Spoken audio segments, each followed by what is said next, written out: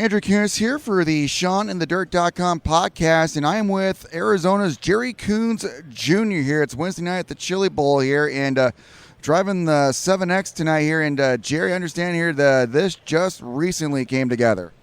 Yeah, Sunday night we broke an engine, unfortunately, in practice, and I had something else lined up possibly for Friday if that car didn't need to be used. But last night, just for the feature, I approached Dave Estep and asked what he had, and I didn't know what they had in the trailer, and he's offered up to let me get in the 7X. That's a great deal for you. Now, a few of us have been talking here.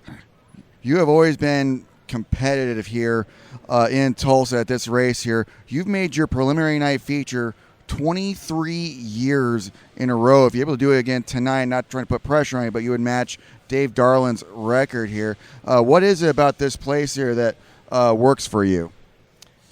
I don't know. It's just I don't want to say it's another race because obviously not. But I mean, with the fields broke down, with the way the fields broke down between the nights, it obviously lessens the amount of cars getting in. And I feel like with whatever 50, 60 cars, we should be good enough to get in the top 2022 for the most part. So you always can have mechanical problems or crashes happen or something like that sticks you in a B and can't make it, but. If we have the speed, then really we should be able to be in. I feel like we should be in the race.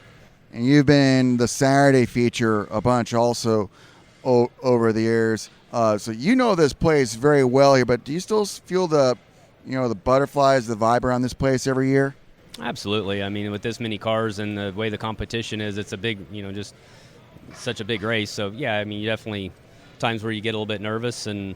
So much rests on your heat race and qualifiers. So, you still get, even all the time, you still get a little bit nervous about certain things. But we've come here long enough that, you kind of know this, you've got kind of your baseline set up and that you kind of know what the track's generally going to be like for the most part. And so you just try to stay consistent with that. Now, you've been racing for a long time here, and I remember going down to Manzanita. We made it there a couple of times. I remember watching you win a very competitive USAC National Sprint Car race at the Western World. I think it was back in 2007 there. Manzi's been closed for a number of years, but you're from that area there. Any good memories of Manzanita Speedway?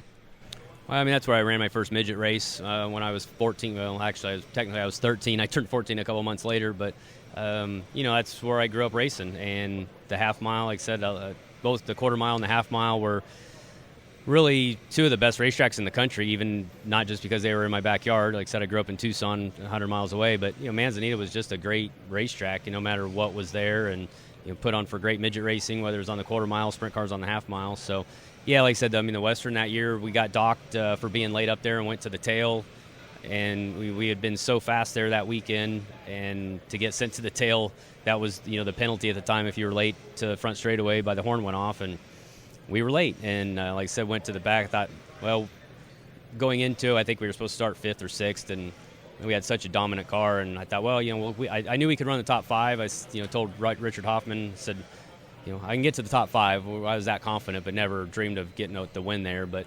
so yeah, obviously probably one of the biggest wins there. Won a Silver Crown race there on the half mile, and but yeah, just it was a great place to grow up racing. Grow up as a kid, going to watch the Roll of Outlaws there, watch CRA, get to watch the McSpadden and Schumann and Griffin, and then eventually get to race with those guys and stuff. So it was a good place to grow up racing. You've been fortunate to travel around a bit over the years. How much racing have you done in the last couple of years, and what are your plans for this year? Yeah, I've backed off since when I was racing for a living, it was 100 some races a year.